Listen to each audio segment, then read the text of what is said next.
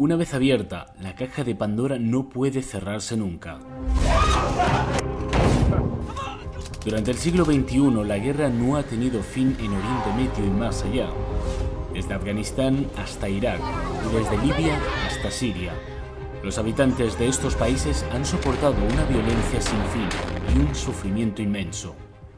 Nunca han podido disfrutar de la paz ni de la estabilidad.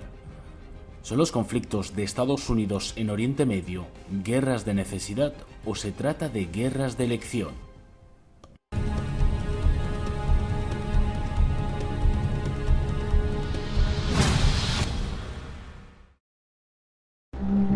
Décadas de guerras han dejado la región destrozada y han sido especialmente brutales con los civiles inocentes.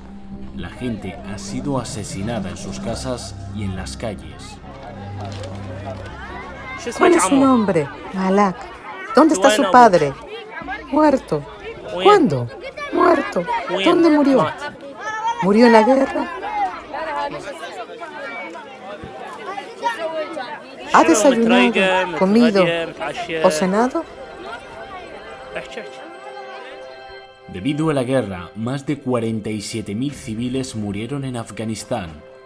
Entre 180.000 y 207.000 perdieron la vida en Irak. En Siria murieron 350.000 civiles más. Una investigación de la Universidad de Brown muestra que se han perdido más de 929.000 vidas entre civiles y soldados desde el 11 de septiembre de 2001, cuando Estados Unidos lanzó su guerra global contra el terror. Mucha gente fue asesinada aquí, sin culpables ni nada. Además, mi país está destruido. No hay electricidad, no hay servicios. Todo el edificio está destruido.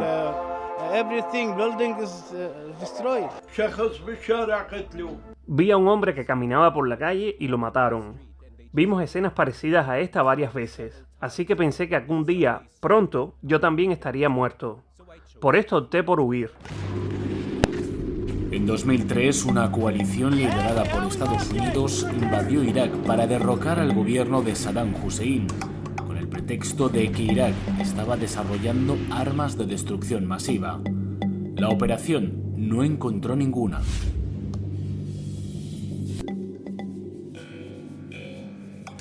Es cierto que gran parte de la información resultó ser errónea. La ONU pagó un precio. La ONU sufrió. Lo que siguió fueron años de penurias que provocaron el desplazamiento y la muerte de cientos de miles de iraquíes. Volvamos a la guerra con México, volvamos a Vietnam y al Golfo de Tonkin. Cuando queremos ir a la guerra con alguien, nos inventamos las razones. De hecho, lo que la gente piensa cuando se refiere a la participación de Estados Unidos en Oriente Medio suele ser en guerras interminables y el consiguiente caos. Y la guerra, por naturaleza, es destructiva. Su política ha sido un completo desastre, desde todos los puntos de vista, es un desastre.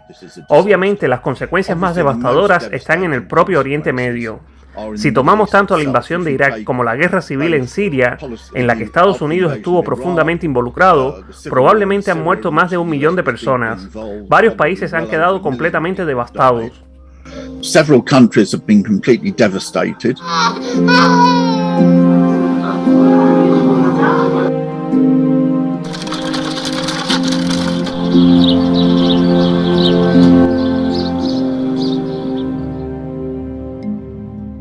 El coste de la guerra es alto y, por desgracia, la vida humana es el principal precio a pagar. Muchos de los muertos son civiles. Lo que hay que señalar es que esas operaciones militares se han llevado a cabo a menudo en nombre de los derechos humanos o de la libertad, pero un gran número de ellas han dado lugar a graves violaciones de los derechos humanos, siendo la más grave el derecho a la vida. Todos sabemos que donde Estados Unidos ha intervenido hasta ahora no ha mejorado nada. Durante 20 años, Estados Unidos desplegó sus fuerzas militares y estableció bases en nombre de una mejora para el país. Pero la realidad es que allí donde Estados Unidos ha intervenido hasta ahora, solo ha buscado la explotación económica y ha abandonado el país al cabo de un tiempo.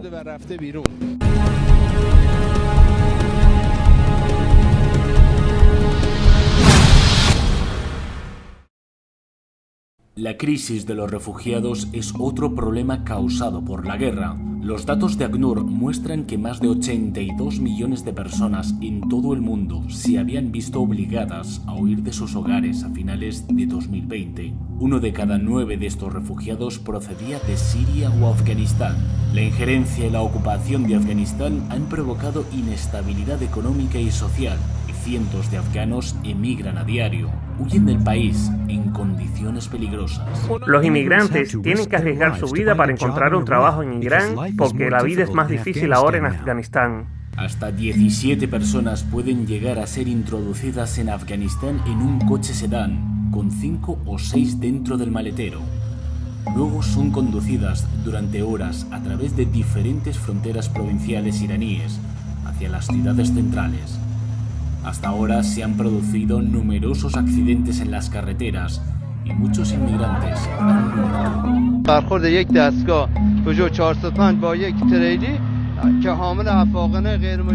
Un sedán con 3 inmigrantes afganos se estrelló contra un camión. 7 afganos murieron en el acto y a los otros 6 los trasladamos al hospital. La ONU señaló que solo en Siria más de 13 millones de personas se han visto obligadas a huir de sus hogares en los últimos 11 años, creando la mayor crisis humanitaria y de refugiados de nuestro tiempo. La mayoría de las veces, quienes buscan refugio en otros países no son bienvenidos. En ocasiones tienen que enfrentarse a la discriminación e incluso a la violencia.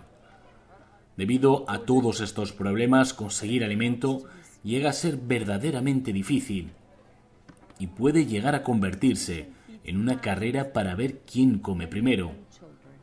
Esta cocina proporciona el sustento diario a miles de personas, muchas de ellas niños.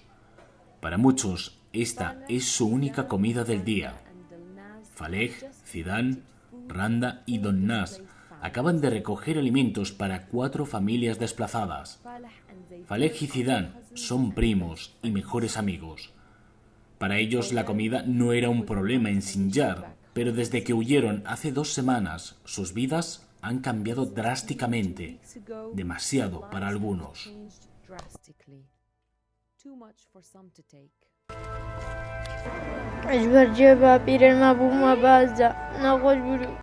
Nos escapamos de la tierra de mi abuelo. Era un lugar agradable en el pueblo. Dejamos nuestras casas atrás y ahora tenemos que estar sin hogar aquí. Antes no teníamos problemas. Nuestra casa era muy bonita. Nunca quisimos venir aquí.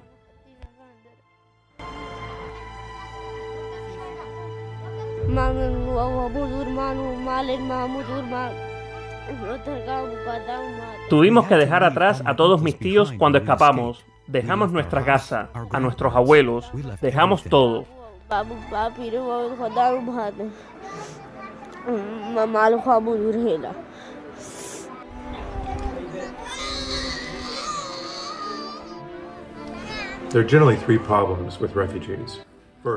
En general, hay 3 problemas con los refugiados. En primer lugar, son acogidos y atendidos de forma inconsistente, y a veces son maltratados. En segundo lugar, muchos luchan por reconstruir sus vidas, sufriendo depresión, pobreza y otros males.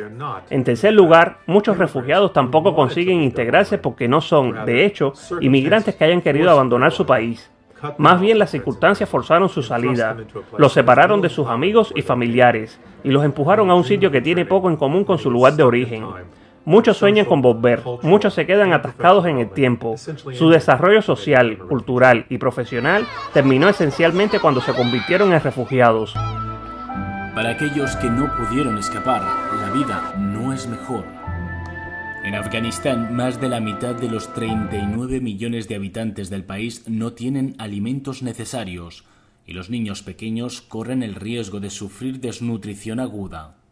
Casi 23 millones de personas enfrentan niveles extremos de hambre y casi 9 millones están en riesgo de hambruna. En resumen, los afganos están en una crisis de hambre e inanición y los hospitales ya están desbordados con pacientes de corta edad. Nos enfrentamos a tantos problemas, no tenemos dinero y no podemos permitirnos llevar a nuestra hija a otro hospital de la ciudad.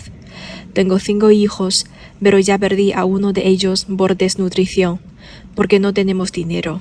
Esta vez vendí un trozo de hierro para poder traer a mi hija a este hospital para que reciba tratamiento. También hay, lamentablemente, un aumento del desempleo, un aumento de la pobreza. La economía está sufriendo. Eso se debe principalmente a que miles y miles de afganos educados han abandonado el país y siguen saliendo del país. Y está el tema de los bancos, que no funcionan, y las restricciones de los sistemas bancarios.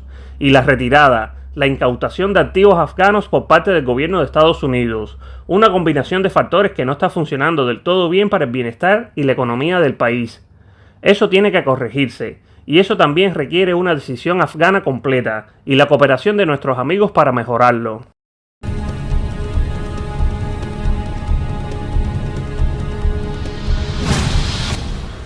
A pesar de los reiterados llamados de la comunidad internacional, Estados Unidos se negó primero a descongelar los activos afganos valorados en casi 10.000 millones de dólares, aunque recientemente inició el proceso de liberar 7.000 millones de dólares.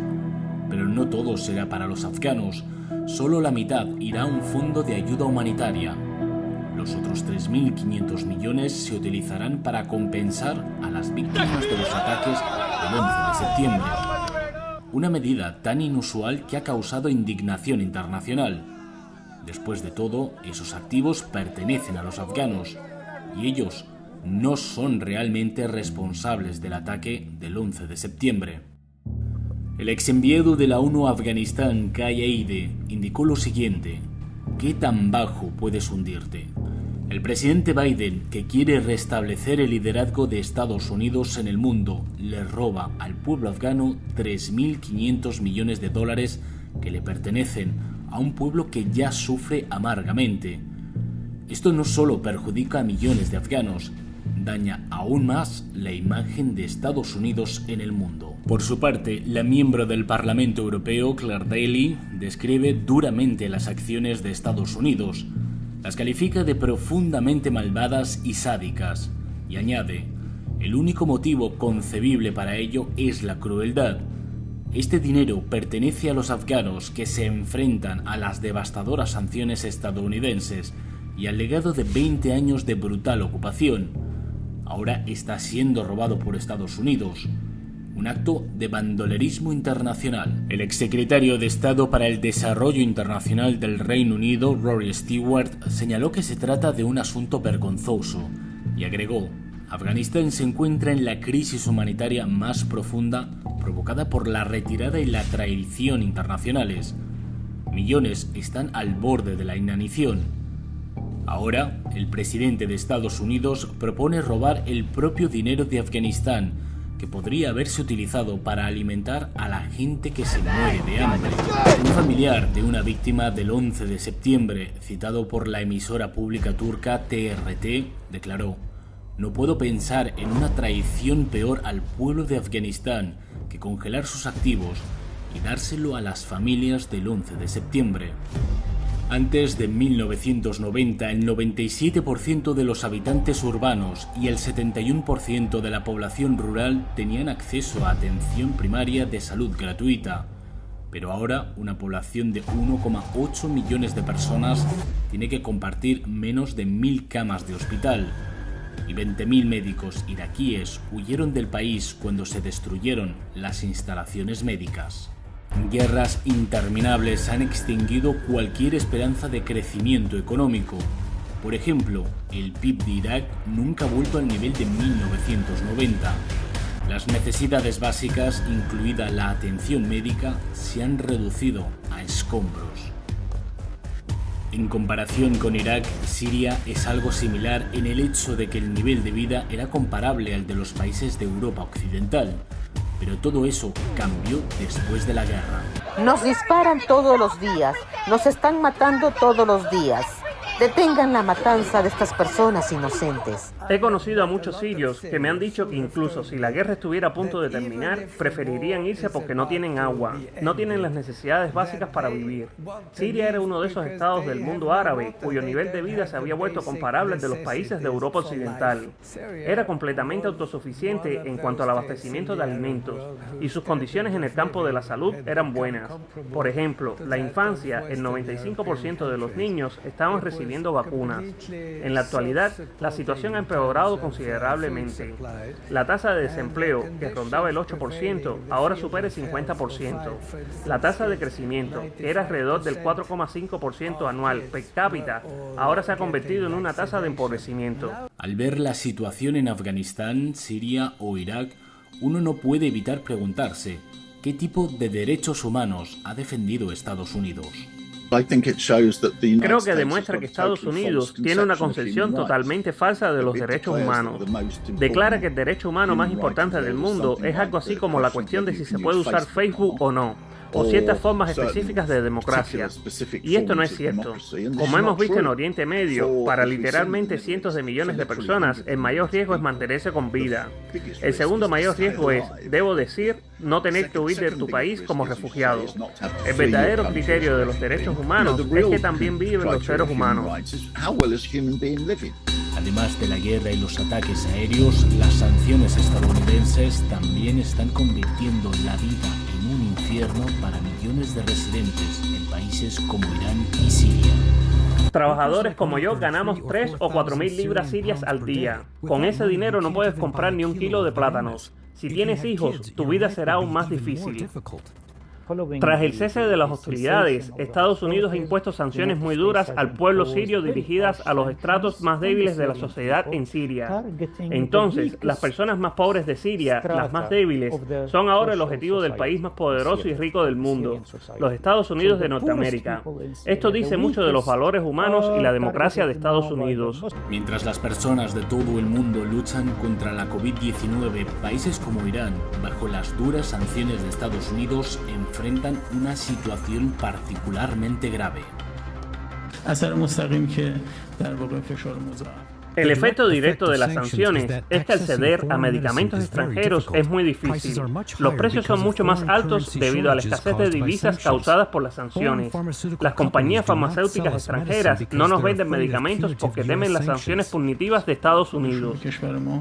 Estaba de visita en Italia y fui a ver a una señora que era la presidenta de la división médica de Siena. Ella quería ayudarme a resolver el problema. Preguntó a los directores de muchos bancos en Italia por qué no aceptaban transacciones entre Irán y las fábricas médicas y farmacológicas.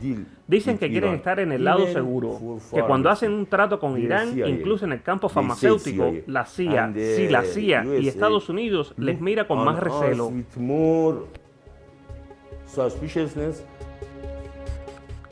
Varios estudios académicos han concluido que las sanciones casi nunca funcionan. De hecho, muy a menudo fracasan espectacularmente en la consecución de sus objetivos tácticos, produciendo en cambio lo contrario.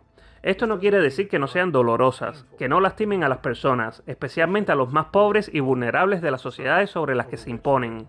Hemos visto esto en Irán, por ejemplo, y en otros lugares, no solo durante la pandemia de COVID-19, sino también después de que se produjeran desastres naturales.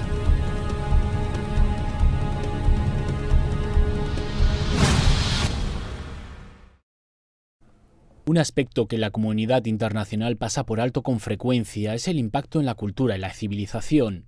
Por ejemplo, pocos días después de que Estados Unidos invadiera Irak, el Museo Nacional del país fue expoliado.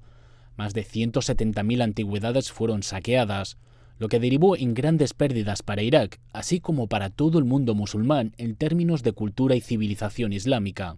Si las fuerzas estadounidenses hubieran garantizado la seguridad del museo una semana antes, los trágicos acontecimientos que tuvieron lugar aquí nunca habrían sucedido. Estados Unidos vigila ahora la entrada al Museo Nacional de Irak, pero el daño ya está hecho. Las imágenes retransmitidas por televisión del museo vacío y de los rostros afligidos de sus trabajadores se convirtieron en un símbolo del fracaso de Estados Unidos a la hora de proteger el país que había ocupado. Lo que resultó particularmente preocupante fue el desprecio a las voces que advirtieron de que este incidente podría producirse. La respuesta inmediata de la administración Bush fue minimizar su importancia y considerarlo como parte del precio de la libertad. La libertad es desconsiderada y la gente libre tiene la libertad de cometer errores, de cometer delitos y de hacer cosas reprochables. Nunca se encontraron armas de destrucción masiva. A pesar de que se trató de una gran mentira y de que la guerra fue ilegal, ningún funcionario estadounidense se ha responsabilizado de su papel en la invasión. Para ellos ni siquiera existió. Fue una guerra por error.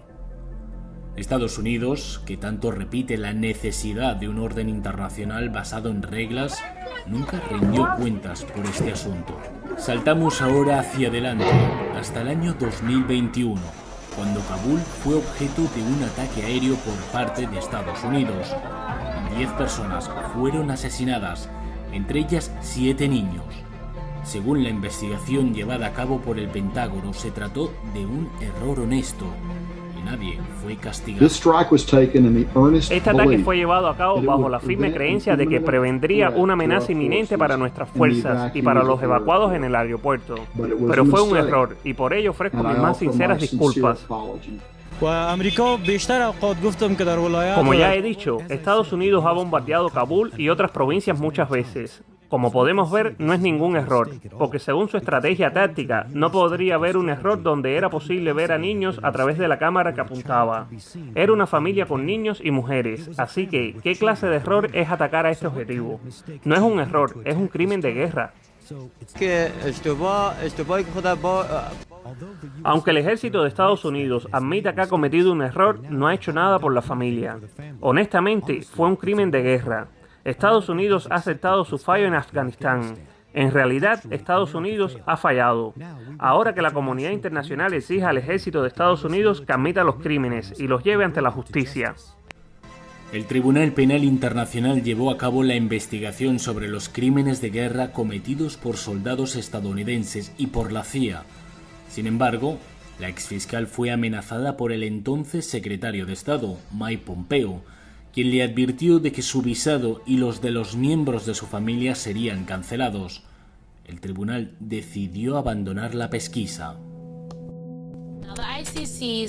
La fiscal jefe del Tribunal Penal Internacional, Fatou Bensouda, y su asistente principal, Faquizo Mochochoco, fueron incluidos en la lista negra de la administración Trump debido a la investigación del tribunal sobre si las tropas estadounidenses cometieron crímenes de guerra en Afganistán. Asimismo, el secretario de Estado de Estados Unidos, Mike Pompeo, anunció la imposición de sanciones sobre Bensouda, acusando al Tribunal Penal Internacional de seguir atacando a los estadounidenses. Hoy damos el siguiente paso, debido a que el Tribunal Penal Internacional sigue atacando a los estadounidenses. Tristemente, de conformidad con la orden ejecutiva 13928, Estados Unidos designará a la fiscal de la CPI, Fatou Bensouda, y al jefe de jurisdicción del Tribunal Penal Internacional en División de Cooperación Complementaria, Faquizo Mochochoco, por haber ofrecido asistencia material a la fiscal Bensouda. Es parte de Estados Unidos. Esta vez se declara su política exterior como excepcionalismo, pero no lo es. Es supremacismo de Estados Unidos. Lo que Estados Unidos dice es que nuestro país, Estados Unidos, es mejor que ningún otro, y por eso no tenemos que seguir a otros países. Bueno, yo no acepto eso.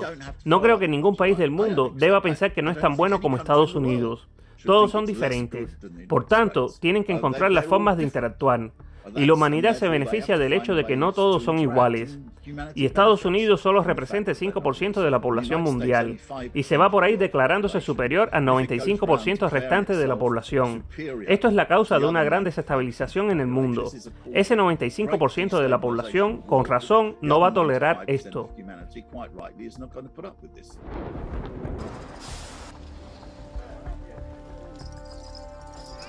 Una de las justificaciones de mantener las operaciones militares de Estados Unidos en la región ha sido la introducción o la exportación de la democracia al estilo estadounidense.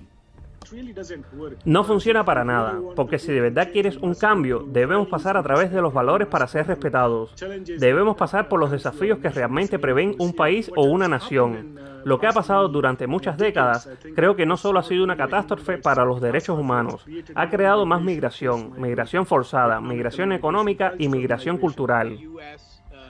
Estados Unidos utiliza específicamente el tema de los derechos humanos como arma geopolítica contra sus adversarios, mientras que hace la vista gorda consigo mismo y con sus aliados. Y usted no tiene que creer lo que le digo. Puede acudir al Departamento de Estado de Estados Unidos. En 2017, el entonces adjunto al secretario de Estado, Rex Tillerson, le envió a quien acababa de asumir el cargo, un memorando donde le daba instrucciones sobre cómo gestionar el tema de los derechos humanos. Este memorando se filtró y se publicó en Politico, en Internet, a la vista de cualquiera. Se subraya específicamente que Estados Unidos debería hacer uso de los derechos humanos como si fueran un garrote con el que golpear a sus adversarios, dejando el paso libre a sus represivos pero amistosos aliados. Y cito textualmente: los aliados deberían ser tratados de forma diferente y mejor que los adversarios. Por el contrario, terminaremos teniendo más adversarios y menos aliados.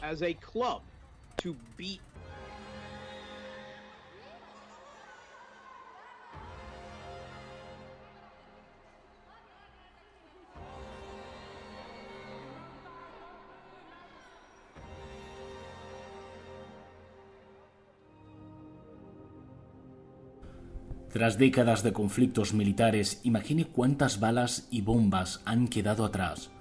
Cómo armas y armazones hechos de uranio empobrecido han dañado el medio ambiente. Cómo el terrorismo pervive y puede aún convertirse en una amenaza mayor.